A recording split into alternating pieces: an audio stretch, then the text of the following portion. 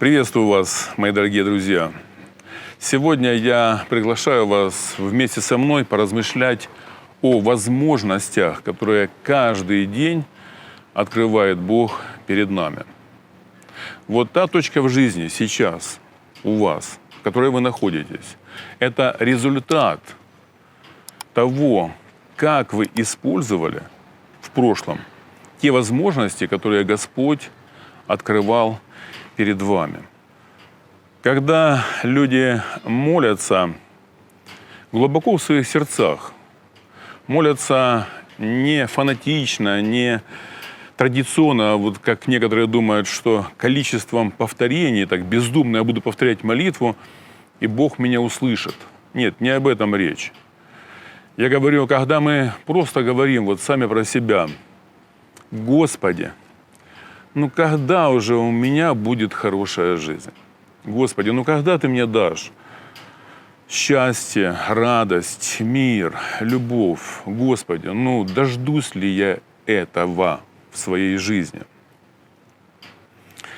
Как вы думаете, Бог не хочет вас благословить и дать вам то, что вы просите?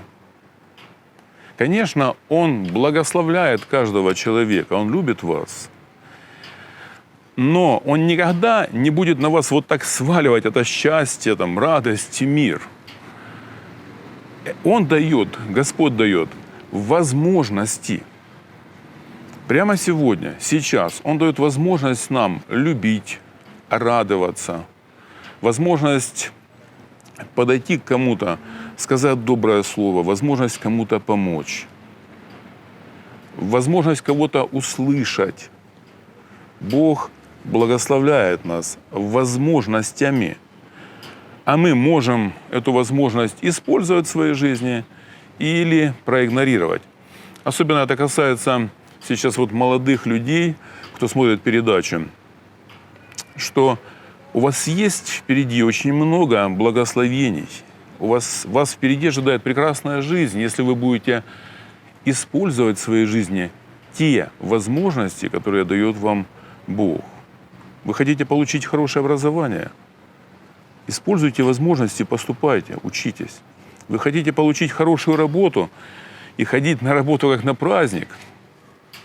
Ищите такую работу. Бог даст вам возможность, потому что многие люди ходят на работу как на каторгу.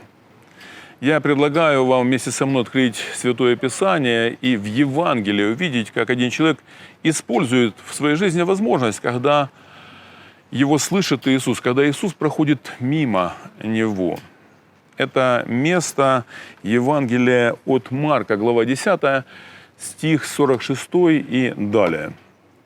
Кстати говоря, вы можете всегда Библию носить в кармане. Просто загрузите в телефон или установите приложение в телефон Библия. Это совершенно бесплатно. Марка 10, стих 46. «Приходят в Иерихон.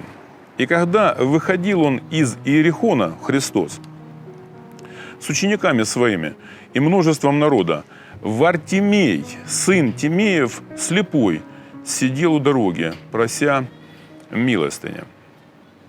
Услышав, что это Иисус Назарей, он начал кричать и говорить: Иисус, сын Давидов, помилуй меня. Многие заставляли его молчать. Но он еще более стал кричать: «Сын Давидов, помилуй меня!» И Иисус остановился, велел его позвать. Зовут слепого и говорят ему: «Не бойся, вставай, зовет тебя». Он сбросил с себя верхнюю одежду, встал и пришел к Иисусу. Отвечая ему, Иисус спросил: «Чего ты хочешь от меня?»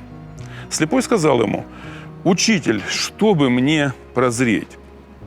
Иисус сказал ему: «Иди, вера твоя спасла тебя». И он тотчас прозрел и пошел за Иисусом по дороге. Вот здесь мы только что прочитали подлинную историю из жизни человека, слепого человека. Он сидит у дороги. Мы знаем, что у человека есть органы чувств, и когда человек слеп, включаются другие, то есть обостряются другие органы чувств. Как говорят, что человек очень хорошо начинает слышать. То есть если человек зрячий, он не так слышит, как слепой. И вот этот слепой слышит какой-то шум, какой-то гам, какая-то толпа по дороге идет. И он для себя понимает, возле него сейчас будет проходить Иисус, Мессия, Сын Божий.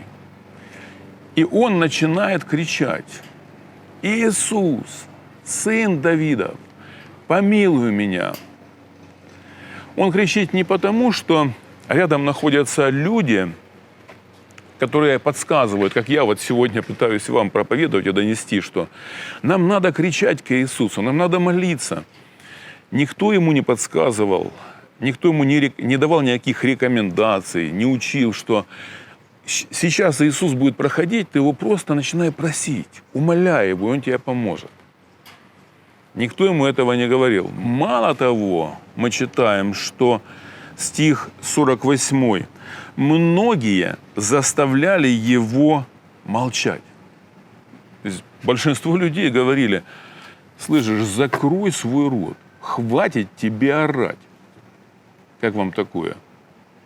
И какова же реакция была этого слепого? Он послушно замолчал? Нет, мы читаем, но он еще более стал кричать: «Сын Давидов, помилуй меня».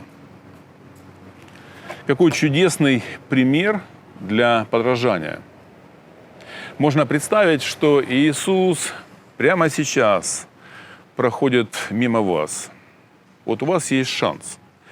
И так и случается в жизни. Не бывает такое, что каждый день Бог дает одну и ту же возможность. Вот именно сейчас у вас есть та возможность, чтобы что-то попросить у Бога или что-то сделать. Бог открывает эту возможность. Вы можете что-то сделать для Бога. Как вы будете использовать свое время, свою энергию, свой голос. Вот этот слепой, он орал изо всех сил: «Сын Давидов, помилуй меня». Иисус услышал этот крик, и он просит, чтобы подвели слепого к нему. И в оригинале написано, что он буквально подпрыгнул, не встал, он просто вскочил на свои ноги. Он так обрадовался. И когда подводят его к Иисусу, Христос спрашивает перед всеми этими людьми, перед учениками, спрашивает слепого: «Чего ты хочешь от меня?» Слепой сказал ему: «Учитель, чтобы мне прозреть». Я думаю, вот эти слова, чтобы мне прозреть, они касаются всех людей на земле, потому что речь идет о духовной нашей слепоте. Ведь если бы Бог открыл нам глаза, и мы увидели все в истинном свете, что происходит со мной в жизни? Что происходит с этим миром не так? И вообще, чтобы мы видели, как видит Бог, глазами Бога, посмотрели на весь этот мир вокруг себя. Наша бы жизнь не просто немного изменилась, кардинально изменилась. И многое бы само собой отпало, ненужное. Мы бы вдруг обнаружили, если бы мы прозрели, и дал бы Бог нам это духовное прозрение или просветление, что то, чем мы сегодня дорожим, оказывается, это мусор, как Павел начал понимать.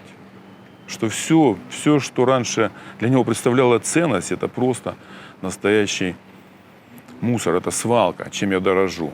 А то, что ценно, я не дорожу. Друзья, в нашей жизни будут происходить чудеса, если мы, как этот слепой, с верой будем использовать каждый шанс, каждую возможность в своей жизни, которую дает нам Бог. У этого слепого Вартимея был вот этот единственный шанс, когда Иисус проходил мимо него, там на дороге. И он бы мог молча просить милостыню и так и остаться слепым. Но он не упустил этот шанс. И с верой начал кричать: «Иисус, Сын Давидов, помилуй меня». Друзья, у нас есть возможности от Бога каждый день. И пусть Господь благословит нас их мудро использовать. До свидания, увидимся через 1 неделю.